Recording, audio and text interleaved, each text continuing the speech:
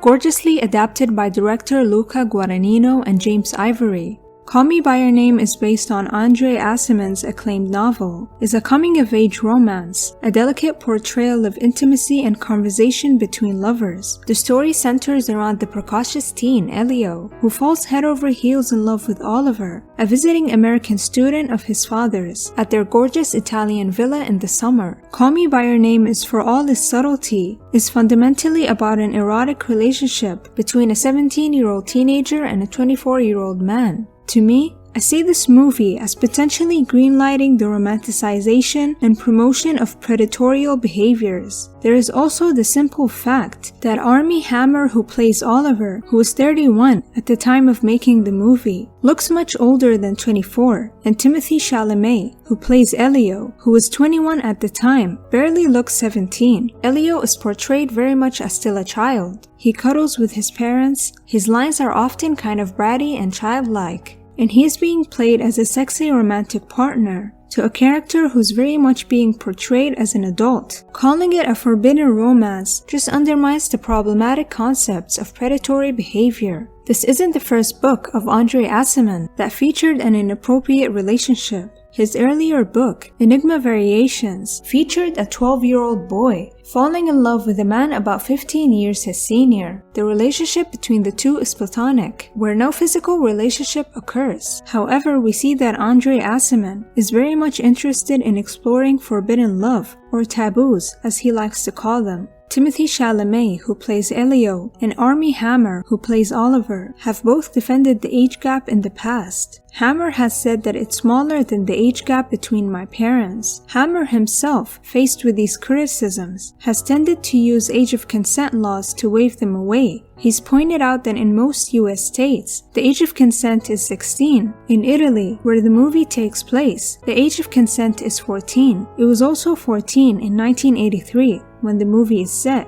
But even if Call Me By Your Name doesn't depict anything technically illegal, does that make it ethical? And this takes us to the argument of it's just art, but when does art cross the line? Fans of the book and the film have explained that Call Me By Your Name is not a story of predation. It's a story of first love and lust, told from the perspective of a particularly mature teenager on the cusp of adulthood. The relationship is consensual. Even Elio's parents seem to approve. Elio, who is sick with a desire for Oliver, pursues a local girl his age, but his obsession with Oliver continues to deepen all the same. The book's first 100 pages are a furious and often comic encyclopedia of lust. It's important to note that in the film Oliver remains mostly opaque, though we learn he stayed away from Elio in the early days of summer to avoid the coupling. In the book, and to a somewhat degree of the film, Oliver makes the first move by kissing Elio. He also tries to massage Elio to show his interest. By the time Elio finally snaps and comes on to Oliver, the desire is mutual, and the couple embark on a tentative and then increasingly ravenous erotic relationship for the last weeks of summer.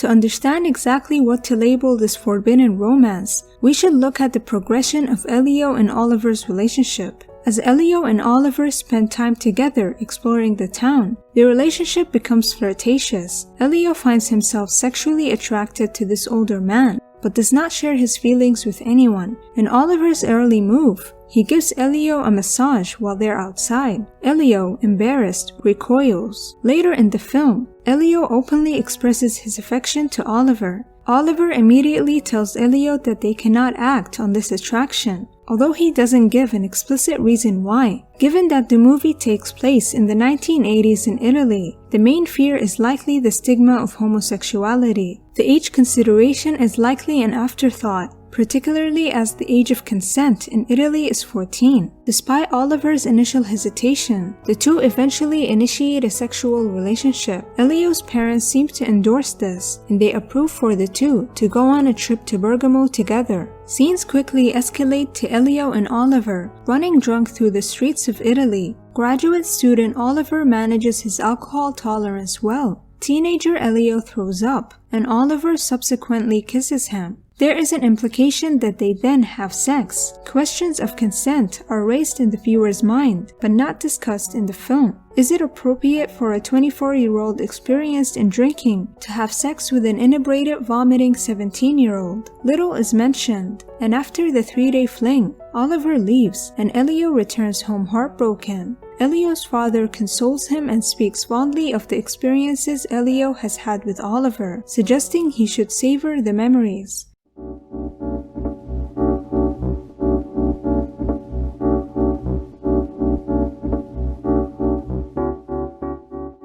Much of the movie is realistic. The adolescent process of developing romance and sexuality is complicated. For gay and bisexual young boys, it can be even more challenging. These kids are often afraid to talk to their parents or other confidants about their romantic and sexual interest for fear of rejection, and instead they go underground. In Elio's case, he did not discuss his sexual exploration with anyone other than Oliver, who, given his older age and experience, had significant power in the relationship and the potential to be exploitative. Because young gay and bisexual boys are exploring their sexuality in secret, they are vulnerable to exploitation and abuse. In a recent piece in Vice, gay and bisexual young men opened up about how they were exploited in secret by older men. It's true that these young gay adolescents need support and affirmation. It should not, however, be in a context of a relationship with an older man who can be exploitative.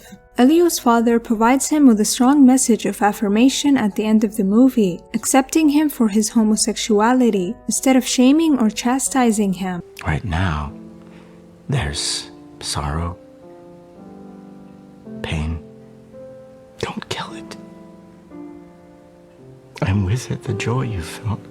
What was missing, however, was any concern about whether the relationship may have been dangerous. His father did not ask a single question about whether Elio felt in control of the relationship, if the power dynamic was problematic, or if the sex was safe and consensual. I don't think there's anything pedophilic about this movie, but there's something sort of offsetting in how Oliver slowly escalates the relationship to being more sexual after a while. The age gap is just too striking in the actors' appearances. The problem is the movie wants to look at the relationship so much as a beautiful and sweet thing without looking at the consequences other than heartbreak. There's something kind of off in the way that his dad seems to have supported Elio, saying, "You're too smart not to know how rare,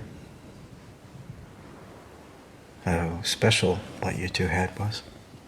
and not necessarily looking after his son's safety. In the case of Elio and Oliver, many viewers are likely uncomfortable because the poised and mature graduate student Oliver seems to have a strong power differential over Elio, who is younger and dependent on his parents. Elio's immature infatuation for the more confident and worldly Oliver may appear to come as a potential setup for manipulation. Although this film may empower gay adolescents to embrace their sexuality, the film is not without peril. Critics have chastised this film as pedophilic. In my opinion, this film is not about pedophilia or hebophilia. This film is more about sexual predation. Oliver looks much older than his reported age of 24, while Elio looks like a very young 17-year-old. The power disparity in the relationship is clear. Elio is fragile and sexually naive. Oliver is experienced and directive in the relationship. One could argue that Oliver grooms Elio by moving into the household, spending time with him, endearing trust before advancing to a sexual relationship that is secretive. In the end, Elio is heartbroken when he learns that Oliver has moved on to another relationship.